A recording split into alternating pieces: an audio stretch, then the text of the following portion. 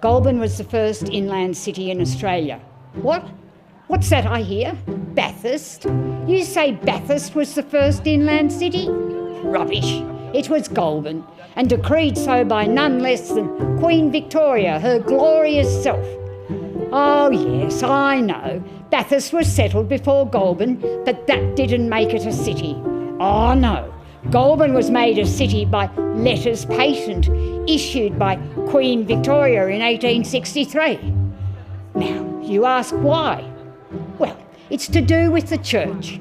Before 1863, the Anglican Church had its base in Sydney, from where it preached to the colony.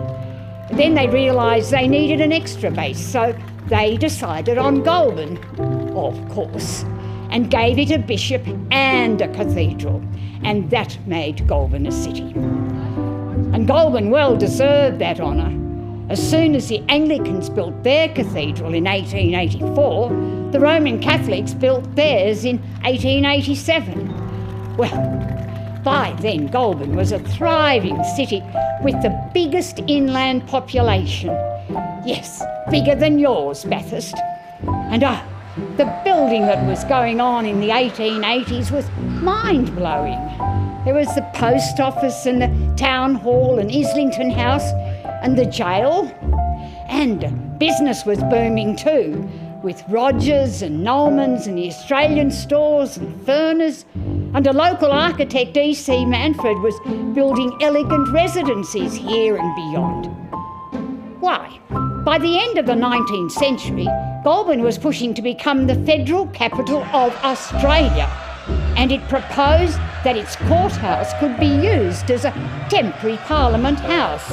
Well, didn't that stir up the other contenders? Some even had the impudence to suggest Goulburn could well accommodate politicians in its Kenmore Mental Hospital. Goulburn never did become the federal capital, but nor did Bathurst either.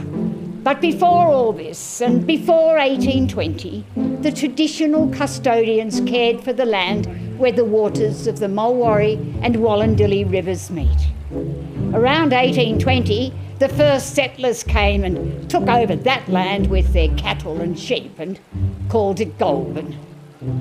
Sheep grew good wool here, so much so that within 160 years, a big merino grew out of the city. And as the sheep came, so did grand buildings. By the 1850s, there was the second courthouse.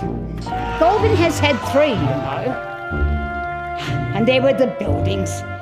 There were the grand houses like St Clair and Lansdowne and Riversdale, and also Mandelson's Hotel, where Daniel Dennehy called for an Australian Republic, the Royal Hotel, where state governors stayed, and the Goulburn Brewery. Back then, Goulburn was said to have a pub on every corner.